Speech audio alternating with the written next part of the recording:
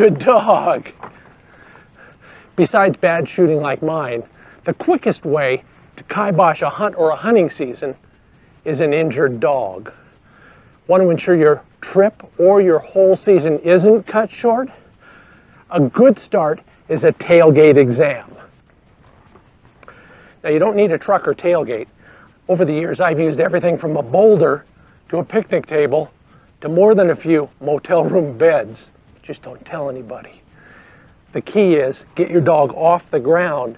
He's a little less confident. He'll hold still a little bit better. And all the good stuff that you need to inspect is at eye level. Now, some of the poking and prodding might need a little bit of practice, and especially when you get to the delicate parts. But if you train ahead in advance for this stuff, your dog and you will be much happier, and you might just get another day out of that hunt. A tailgate exam may not help your bad shooting or your bum knee, but it's one more way to bond at the end of a day where he worked so hard for you. It ensures a good night's sleep for him, so he shows up for work the next day healthy and happy. Did he say work?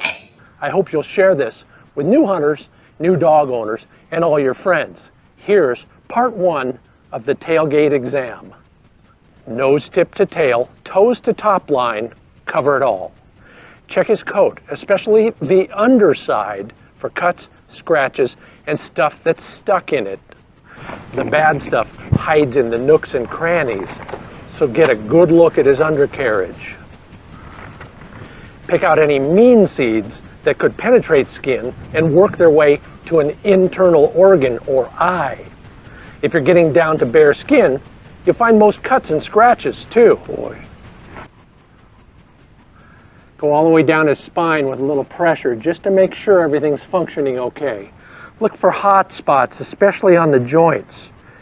Flex those joints to make sure they're functioning correctly. Check your hands for blood. Even a colorblind guy like me can see that. And then pinch his skin right here. Hold it up, let it loose. If it doesn't snap right back, your dog's probably dehydrated.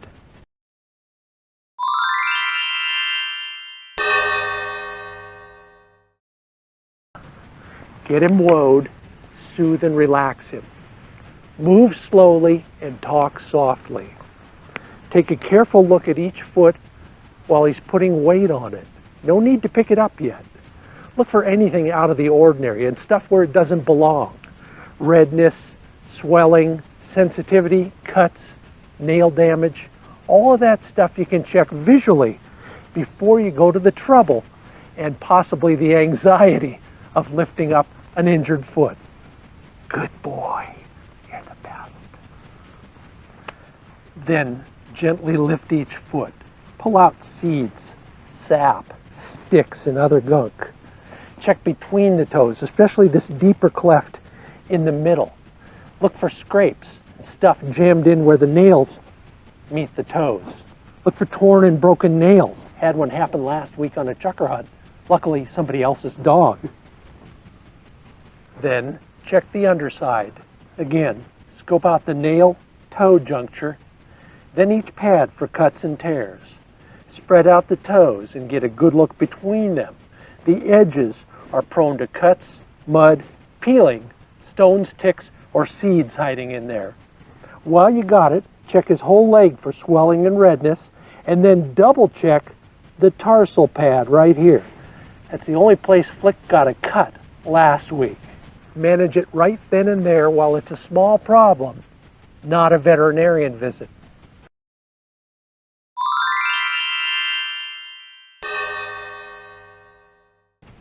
Throughout the exam, move slowly and telegraph everything. No surprises for your dog. The ears are a good place to start because most dogs will let you mess with them.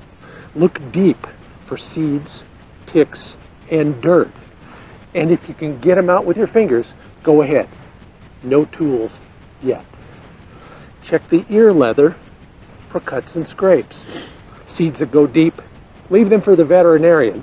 But while you're waiting, drop a little cooking oil in the ear. It'll soften up the seed until you can get to the vet. While you're in there, check for smells, funny smell. Could be a sign of infection, yeast, mites. Next is what I call the Whalen inspection. Check his mouth for all sorts of reasons. Some organizations to check their teeth to make sure they have the right number of them, but mainly check between his tooth and his gum for some of those bad seeds I talk about.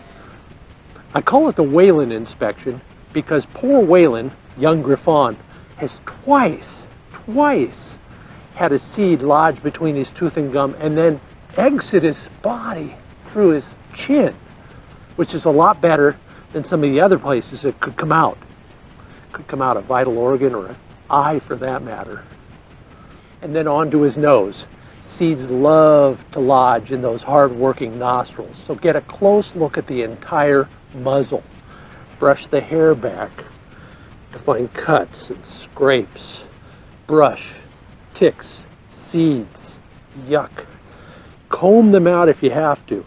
Here's where a wire hair breed comes in handy. Those bushy eyebrows and mustache will catch a lot of that crap before it gets into his eyes or his nose.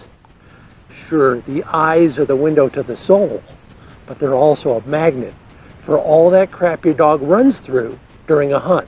So train him carefully to get ready for the eye inspection. You don't want him freaking out like the people in the Tokyo skyscraper when Godzilla approaches.